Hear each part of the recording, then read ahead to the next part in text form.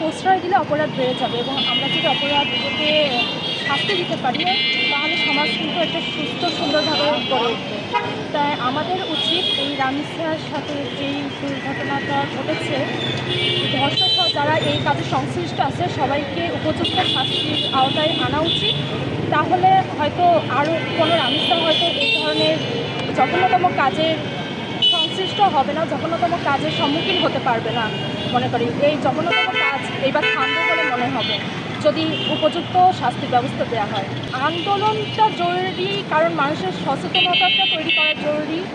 আমাদের প্রতিটা মা বাবাকে সচেতন হতে হবে এবং প্রতিটা শিশু যারা আছে, সন্তান, বাবা মার যেসব সন্তান আছে তাদেরকে সচেতন করে গড়ে তুলতে হবে যাতে তারা এই ধরনের নৃশংসতম লোকের সম্মুখীন কাছাকাছি না যায় এবং যারা এই ধরনের অপরাধ করে থাকে তাদেরকে যেন অন্তত একবার ভেবে যে কোনো একটা ভুল কাজ করে। এজন্য কঠোরতম শাস্তি দিলে আমাদের এই সমস্যাটা সমাধান হবে বলে মনে করছি। যার জন্য আজকে রামিসা বলে না, এই অনবরত ঘটেই যাচ্ছে। সরকার চেঞ্জ হয়ে যাচ্ছে, পরপর 3টা সরকার চেঞ্জ হলো, কিন্তু আমরা কিন্তু এর কোনোরূপ ফলাফল পাইনি। হ্যাঁ, তারা হয়তো শনাক্ত করছে যে কে এরূপ কাজ করছে, কে কী করছে, আমরা তো শনাক্ত করছি, কিন্তু কি হচ্ছে কয়েকদিন পরে কি জেল হচ্ছে, জেলের পরে আবার জামিনও হয়ে যাচ্ছে। কিন্তু ওই যে নির্যাতিত হচ্ছে, যে যাকে ধর্ষণ করা হচ্ছে তাকে কিন্তু আমরা পাচ্ছি না। যারা ধর্ষণ করছে তাদের শাস্তি আমরা দেখতে পাচ্ছি না। কয়েকদিন জেলে কি শুধু যথেষ্ট?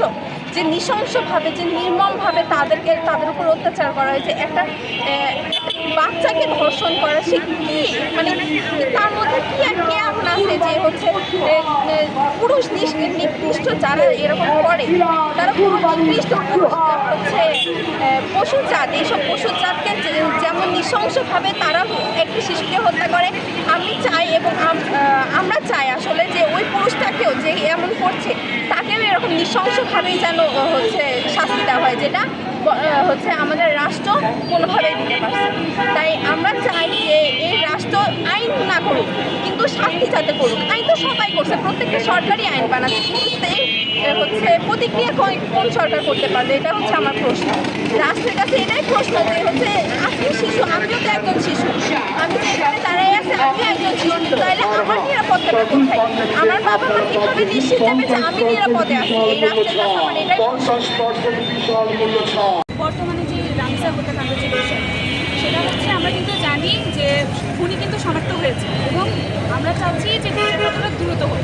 আমাদের অবস্থান শুধুমাত্র কিন্তু আজকে এই জন্যই যে যারা আসিয়া, তারপর রামিসা মতো শিশুরা যারা আছে তারা যেন এইসব হত্যাকাণ্ড শিকার একেবারেই না হয়। আমরা সুন্দর একটা রাষ্ট্র চাই, সুন্দর একটা পরিচ্ছন্ন রাষ্ট্র চাই। আমাদের ইনস্টিটিউট সংস্থা যেটা রয়েছে এটা কিন্তু শিশুদের নিয়ে কাজ করে। আমরা শিশুদের সুন্দর একটা বাসভবন উপহার দিতে চাই। আর আজকে এই মানববন্ধনে আমরা সাধারণ জনগণকেও ডাক দিয়েছি, তারাও এসেছে আলহামদুলিল্লাহ। এবং আমরা চাই যে আমাদের রামিসার হত্যা দ্রুততম বিচার হোক এবং রামিসা থেকে শুরু করে যারা এ পর্যন্ত নির্যাতনের শিকার হয়েছে প্রত্যেকটা বিচার যাতে দ্রুত হয়, এটাই আমাদের চাপ। এর থেকে